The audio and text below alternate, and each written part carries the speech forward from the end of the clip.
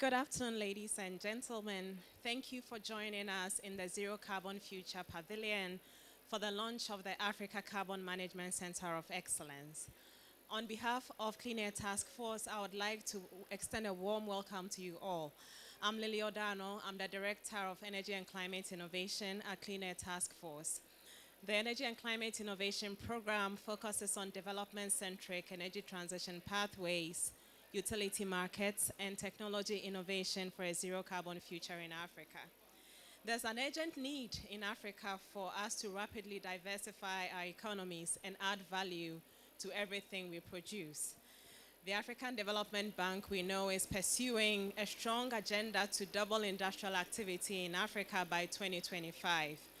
Currently, 75% of Africa's manufacturing emissions can be attributed to 4 countries: South Africa, Egypt, Algeria, and Nigeria. 80% of emissions from industry, Scope 1 emissions in Africa, are concentrated in 5 high-emitting industries. And these are cement, which account for 32%, coal to liquids, 13%, petroleum refining, 5%, iron and steel, 6%, and ammonia for fertilizers, 4%. If Africa's manufacturing sector is to follow the growth trajectory of developed markets over the next 20 to 30 years, we will likely double in size, and without any decarbonization efforts, its emissions will double as well. Fossil fuel exports are also important sources of revenue for hydrocarbon-rich countries. 50% of sub-Saharan Africa's import value comes from fossil fuel exports. With significant natural gas discoveries in northern Mozambique, southern Tanzania, and along the Gulf of Guinea, Africa anticipates growth in its natural gas industry. Since the early 2000s, we have also seen a growing number of African countries, especially in Western and Central Africa, turn to the domestic use of natural gas for electricity. Decarbonizing the global energy system to avoid the catastrophic impacts of climate change has implications for African economies that depend on fossil fuel resources to support their economies, like Nigeria. And there are growing concerns in regions like this about the impact of dwindling natural revenues in hydrocarbon-dependent economies and what this could be on the overall impact on the overall development trajectory. It means we must navigate Africa's net zero transition with this important context in mind. Fossil fuel-dependent African countries will need the right menu of options to grow their energy systems and economies within climate limits. Africa needs a strong research and innovation agenda to support a zero-carbon future on the continent. Carbon management and the development of zero-carbon firm power alternatives for the continent is absolutely necessary. We are here today to witness the launch of the Africa Carbon Management Center of Excellence, which is an exemplary partnership between the government of Nigeria and the U.S. Department of Energy. This Center of Excellence promises to be an important step towards placing Nigeria and other hydrocarbon-rich economies in Africa on the path towards a decarbonized future. With us here today to launch the Center of Excellence are 3 special guests: the Minister of State for Science, Technology and Innovation, Nigeria, Honorable Chief Henry Ikoh, Assistant Secretary Brad Crabtree of the U.S. Department of Energy, and Dr. Peter Ekweozoh, Director of the Department of Environmental Sciences and Technology. We'll be hearing from all of them today. At this time, I would like to call on Assistant Secretary Crabtree to deliver his keynote remarks.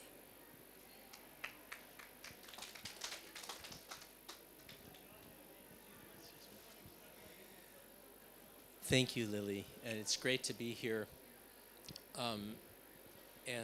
Chief Ikoh, it's an honor to be here with you. I had the pleasure, first of all, Lily, thank you for your excellent opening remarks. You actually said some of the things that I was going to say, so that's perfect. But I had the honor of first meeting Chief Ikoh in Pittsburgh last month, and it's really great that we can be here today to announce the center. And I also want to recognize Peter Ekweozoh, our colleague. And why don't you, Peter, please come up and sit down as well. Okay, please, give in your role. And so I want to start by noting that some of the things that Lily said are critically important. I was actually attending an international energy conference last month in South Africa. And I came away from these meetings really, really struck by the growing interest and commitment to carbon management in Africa. And I think we want to really recognize Nigeria's commitment to this effort, and especially the significant efforts that have been underway to develop this center, and thank the Clean Air Task Force for your leadership also in supporting Nigeria and the World Bank and their efforts as well. I would start by saying that even as we've embarked on a significant effort in the United States to accelerate the deployment of carbon capture and storage, and we have a set of policies that have been enacted over the past year to accomplish that. And together with the legislation that was passed last year on infrastructure and the tax credits that were enacted by Congress in August, we anticipate the potential to capture and store 215 to 250 million metric tons of CO2 annually by 2035 in the United States. I say this because one of the challenges facing deployment for a country like Nigeria is cost. And there's probably multiple ways a country like the United States can be supportive. One way, though, is in helping to bring down the actual costs of deployment. And we believe that the policy commitments that we now have in the United States through the deployment of carbon capture projects, geologic storage, will help bring down those costs for countries like Nigeria. The other thing, though, is that we also are engaging internationally to support robust efforts for developing countries as they work to find solutions that really meet their energy, environmental, and economic challenges. And here's where I think that what's happening with this center is really critical. It's impossible. We have to look realistically, as Lily was saying, at the situation on the ground in Africa and recognize the need for economic development and really energy justice in the context of meeting our shared climate goals. Some of the numbers that Lily emphasized are quite striking. I have some similar numbers on per capita energy use and greenhouse gas emissions. And if you look at the level of energy consumption in sub-Saharan Africa and emissions and compare that to a country like my own, the United States, the average per capita consumption in the United States is 23 times larger than it is in sub-Saharan Africa. Let that sink in for a moment, the significance of that. So we have a compelling challenge before us here, which is that how to foster continued economic development, diversification, and creation of high-wage jobs to foster the kind of industrial development that Lily was talking about, while at the same time dramatically expanding energy access for hundreds of millions of Africans who still lack access to affordable and reliable electricity and energy. For us at the Department of Energy and the Office of Fossil and Carbon Management, we're committed to working with Nigeria to support low and zero carbon management technology and infrastructure deployment. In technology and infrastructure deployment that fosters energy access for communities and the development of domestic industry and manufacturing to help diversify Nigeria's economy and others on the continent. And as Lily pointed out, decarbonization isn't just about energy. It's about tackling emissions economy-wide from industries and hard-to-abate sectors. This includes agriculture, aviation, shipping, and of course, heavy industry and manufacturing.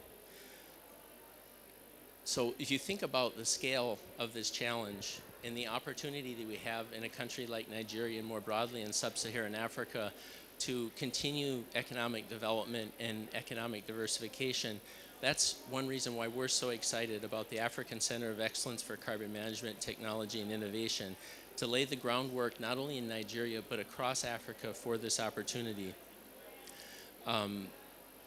So I want us to hear from Chief Ikoh and to talk about his vision for this center. But Chief Ikoh, I want you to know that we are very supportive. We talked just before the start of this about a workshop in Nigeria to kick things off, and I know the Clean Air Task Force will be involved in that. We look forward to that, and that's a priority for all of us. So I'll turn it over now to Chief Ikoh.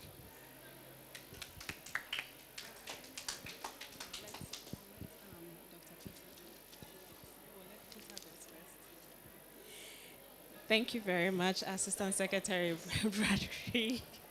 So before Chief Ikoh comes, we are going to ask Dr. Peter Ekweozoh to talk to us a bit about the work that his ministry is doing and how that's laying the ground for the Carbon Management Center for Excellence. Thank you. Dr. Peter, the floor is yours.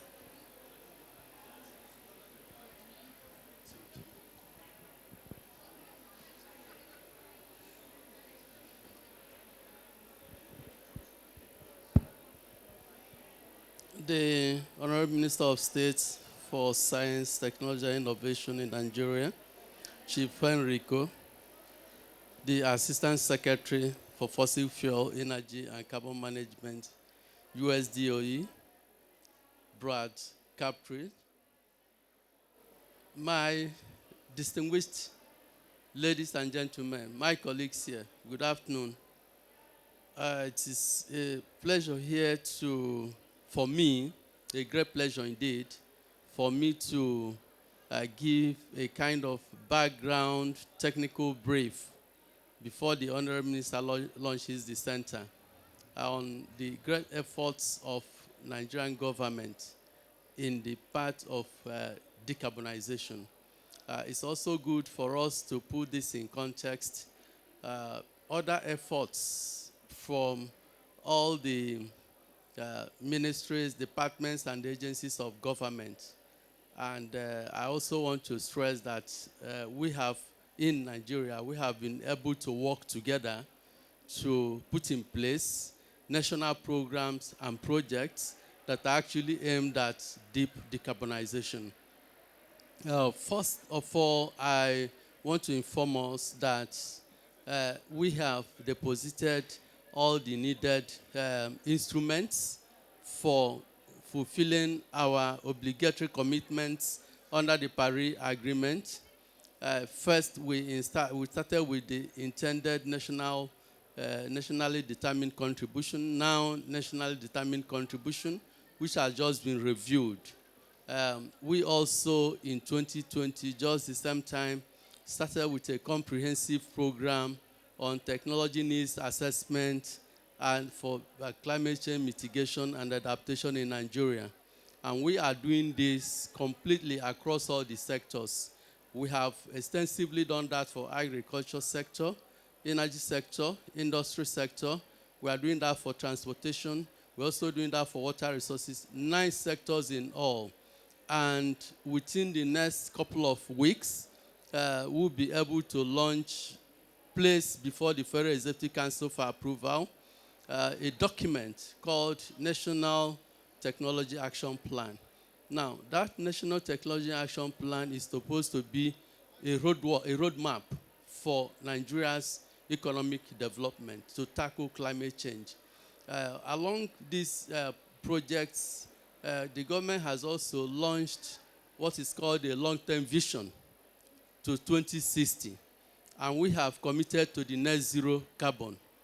And we have also committed through our president last year at Glasgow that we will be able to achieve net zero by 2060.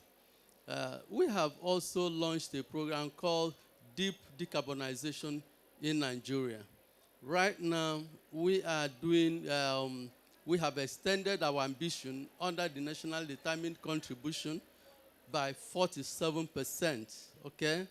And we have increased the key sectors that we will be able to cut down global warming to 7, including the waste sector. Because in Nigeria, the waste sector accounts for the third in terms of emission contribution. After agriculture and energy, waste sector is the third. With these government efforts, we hope to place in perspective that what is needed in Nigeria right now is for us to coordinate and effectively galvanize efforts across all the ministries, departments, and agencies of government, including the private sector. And it will interest you also to know that when the National Technology Action Plan is approved in the coming weeks, before December, by the Federal Executive Council, we are working together with private sector to carry out what is called piloting of all the prioritized technologies in that plan. And CCUS happens to be one of the technologies that has been prioritized under the National Technology Action Plan. In that sense, also to achieve or to fast-track the decarbonization program in Nigeria, just in 2019, the federal government approved a policy called National Policy on Methanol Fuel Production Technology. That policy is supposed to add value to fast-track our achievement of the energy transition program of the government, because it's going to add value to our natural gas resources. It might also interest you to know that we are the 9th in terms of proving gas reserves in the world. We have gas deposits above 206 trillion standard cubic feet of proving gas, and it's also top quality in terms of quality. So we have put up this policy to use it to add value to natural gas and be able to break down natural gas to methanol and use methanol to power our rural areas, increase our electricity generation, increase the transportation chain along the chemical industries, and also, importantly, to use it to add value and decrease the mitigation, the emission intensity of our transportation sector. Today, we host the highest number of used vehicles in Africa, and it's a concern to government. So that policy is one of the policies that we're going to use to cut down emission that comes through fossil fuel. Now, all these efforts put together. Now, the question is, where are we and what is the way forward? With all these, if we don't have the right mix of skills, human skills, to drive all these processes, we may just be going round circle. If we don't have the right plan, if we don't have a roadmap, if we don't have a framework within which to do this, if we don't have articulated policy framework, the right regulation to do this, then we will not be able to achieve all of this. And that is why today you are going to witness an eventful project, let me put it like that. And that is the African Center of Excellence for Carbon Management Technology and Innovation. Why the emphasis on technology and innovation? We believe that with the successful conduct of the technology needs assessment that we have carried out in Nigeria, and with the flag off of the National Technology Action Plan that will be starting in the next few weeks, we need such center to actually conduct intensive capacity building to enable Nigeria and, of course, other countries in Africa following suit to have the right human skills that will drive all these projects and programs. And what will be the end result? We will be able to achieve net zero even before 2060. We'll be able to provide jobs in millions, not just in thousands. We'll be providing jobs to the youths. We'll also use the policy of methanol fuel to mainstream, to bring up, have what is called modern energy cooking system in Nigeria. It will interest you to know Nigeria happens to be one of the countries where you have women are still using firewood, are still using stove, are still using kerosene stove, and all of that.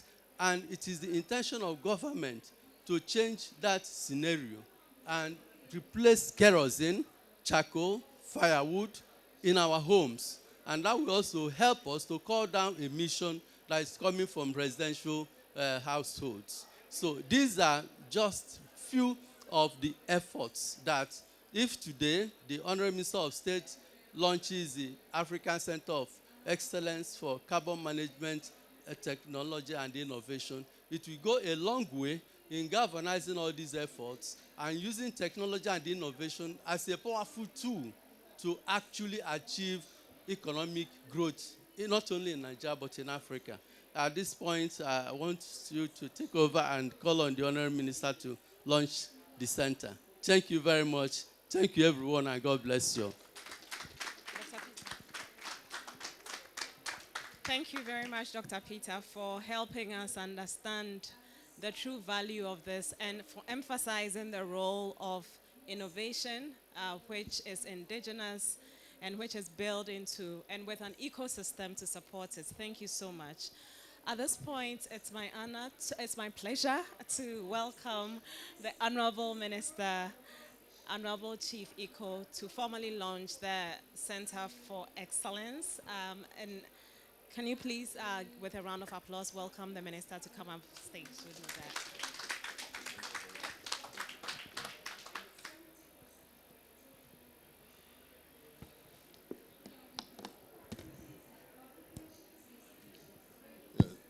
Thank you very much, ladies and gentlemen. Distinguished ladies and gentlemen, I feel highly delighted today to launch the key infrastructure that will provide the enabling institutional framework for Africa to implement its NDC and fulfill her obligation commitment under the Paris Agreement based on privatization, technology, innovation for effective and efficient carbon management in Africa. This strategy is accelerated green growth of Africa and create multiple green jobs across the continent in the long term of Africa. Sufficient it is to say that this strategy will not deliver if the institution, the center, does not embark on intensive capacity building, provide the optimal mix of requisite skill that will drive the key activities in near terms. And that is why the CCUS Technology Innovation Platform is designed as a key program of the center. In line with this, the ACMTI Center mission is to ascertain, strengthen, and adopt innovation essentially for meeting decarbonization goal in Nigeria and other countries across the context of Africa. As a key objective, the center will serve as a resource for development and deploying the carbon management technology across the energy, industrial, agricultural, and marine sector. This center's first year will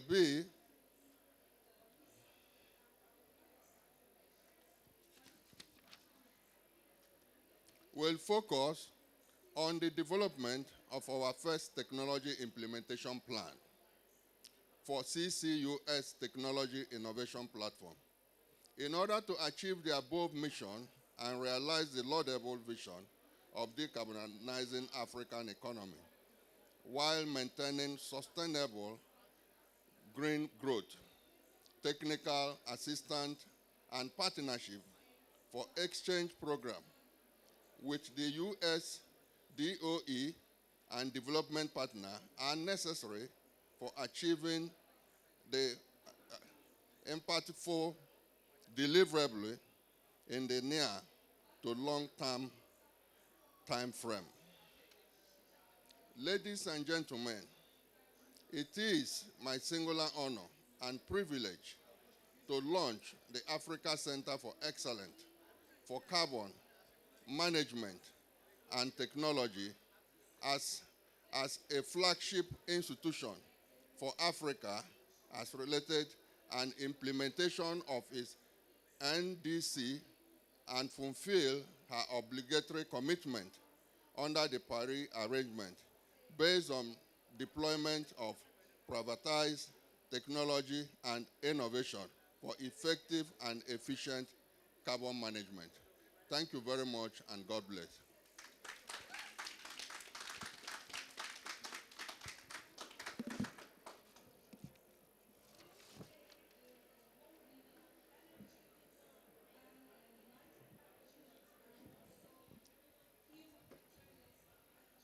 Thank you very much, Honorable Chief Ikoh. So at this point, with the center duly launched, I will invite you to join us in a short reception. It's right behind you, it's set up behind you, just to celebrate this wonderful day and this wonderful achievement. Thank you so much, Chief Ikoh, for being with us. On behalf of Clean Air Task Force, on behalf of the USDOE, thank you so much for gracing this occasion with your presence, and we look forward to the successes ahead. Thank you, everyone.